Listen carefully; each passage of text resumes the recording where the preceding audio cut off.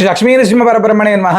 సాధారణంగా దేవాలయాలకు వెళ్ళినప్పుడు లేదా భగవంతుడికి విశేషంగా పూజ చేసేటువంటి క్రమంలోనో ఏదైనా వ్రతాన్ని, యజ్ఞాన్ని, యాగాన్ని చేసేటువంటి క్రమంలో సంకల్పము అని చెప్తారు. ఆ సంకల్పంలో క్షేమ, స్థైర్య, ధైర్య, వీర్య, విజయ, అభయ, ఆయురారోగ్య, ఐశ్వర్యాభివృద్ధ్యర్థం అని ఉంటుంది. దాంతోపాటుగా ఇంకా వివిధ రకాలైనటువంటి కామ్యాల కోసం చెప్తుంటారు. ఈ మధ్యకాలంలో మేము ఎక్కడ విన్నా కూడా భగవంతుని ఏం అడగక్కర్లేదు, భగవంతుడికి అన్నీ తెలుసు, ఆయనే చేస్తాడు, కోరికలు అనేటువంటిది కోరకూడదు. ఈ మధ్యకాలంలో మేము కొత్తగా వింటున్నాం. సరే, భగవంతుణ్ణి ఏది అడగక్కర్లేదు, భగవంతుడికి అన్నీ తెలుసు, ఎందుకంటే సర్వవ్యాపి నారాయణుడు, అన్ని చోట్ల ఉంటాడు. మన హృదయంలో ఉంటాడు, మన శత్రువుల హృదయాల్లో కూడా ఆయనే ఉంటాడు. కాబట్టి మనం భగవంతుణ్ణి అందరిలో చూసేటువంటి గుణం మన దగ్గర ఉన్నప్పుడు, అందరినీ కూడా ఒకేలాగా చూసేటువంటి గుణం మన దగ్గర ఉన్నప్పుడు ఖచ్చితంగా ఆయన అనుగ్రహం మన దగ్గర ఉంటుంది. కానీ అడగనిది అమ్మ కూడా పెట్టదని చెప్తారు కదా. మరి అడగనిది అమ్మ కూడా పెట్టనటువంటి సమయంలో భగవంతుని ప్రార్థన చేసేటువంటి క్రమంలో, ఇది కలియుగం కదా, ఈ కలియుగంలో ఉన్నప్పుడు మానవుడు అనేటువంటి వాడి యొక్క బుద్ధి చంచలమవుతుంటుంది.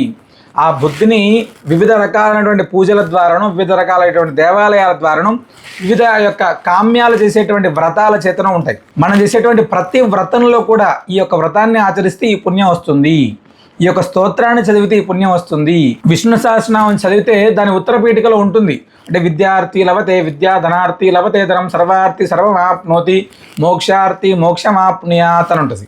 లక్ష్మీ అమ్మవారి సహస్రనామం చదివితే అందులో భృగువారే చదందీమాన్ పటేర్దుత్సరమాత్రకం అష్టైశ్వర్యమ ఆప్నోతి కుబేర యవభూతలే అని ఉంటుంది. అంటే దాని అర్థం ఏంటంటే 108 సార్లు చదివినటువంటి వాడు విశేషంగా కుబేరుడికి సంబంధించినటువంటి సంపద పొందుతాడు అని. అంటే ఎలా? భక్తి శ్రద్ధలతో చేస్తే. భగవంతుణ్ణి మనం కామ్యం అనేటువంటిది ఉంటే, అంటే భగవంతుని ఏదైనా ధర్మబద్ధమైనటువంటి సంకల్పంతో, ధర్మబద్ధమైనటువంటి కోరికను కోరడం అనేటువంటిది ఎక్కడ తప్పు లేదండి. అంటే భగవంతుడికి అన్నీ తెలిసినప్పటికీ కూడా మనం భగవంతుని ప్రార్థించడంలో తప్పులేదు. కోరికలు అనేటువంటిది ఏంటంటే, అంటే వెలకట్ట విపరీతంగా వచ్చేటువంటి వాడికి మనం చెప్పచ్చు ఇవన్నీ కూడా. అంటే ఒకటైపోయిన తర్వాత ఒకటి, ఒకటైపోయిన తర్వాత ఒకటి. వివాహం కావాలి, అది మంచి సంకల్పం. మంచి సంతానం కావాలి, అది సంకల్పం. మంచి ఉద్యోగం కావాలి, అది మంచి కోరిక. ఇవన్నీ కోరికలు కదా, ఇవన్నీ సంకల్పాలు కదా. అవన్నీ నెరవేరడానికి భగవంతుని ఖచ్చితంగా ప్రార్థన చేస్తాడు మనిషి. అవన్నీ నెరవేర్చకుండా భగవంతుడు ఉండడు. ఆయనకు తెలుసు ఎప్పుడు ఏమి ఇవ్వాలి, ఎప్పుడు ఏమి ఇవ్వకూడదని. కానీ మనం అడగడంలో ఎలాంటి తప్పు లేదు. కాబట్టి దయచేసి ఇలాంటి వితండంగా మాట్లాడేటువంటి వాళ్ళు ఎవరైతే ఉన్నారో, దయచేసి మీ దగ్గర ఉండేటువంటి వాళ్ళకు కూడా, అది గురువులైనప్పటికీ, వారి శిష్యులైనప్పటికీ, ఇంకా కొంతమంది ఉండేటి ఎవరైతే ఉన్నారో వాళ్ళందరూ ఒకటే తెలుసుకోండి, భగవంతుణ్ణి ఆచరించాలి, ఆదరించాలి, భగవంతుడికి సంబంధించినటువంటి ఆరాధన చేయాలి అంటే మన సంకల్పం దగ్గర నుంచే ప్రారంభమవుతుంది మనం కోరడం. ధర్మార్థ కామ్య మోక్షములు అనేటువంటివి ఉంటాయి. ధర్మము, అర్థము, కామ్యము, మోక్షం, ఇవి ఆచరించినటువంటి వాడే మోక్షం దగ్గరికి వెళ్తాడు. డైరెక్ట్గా మోక్షం దగ్గరికి వెళ్ళేటువంటి జ్ఞానం మన దగ్గర లేదు.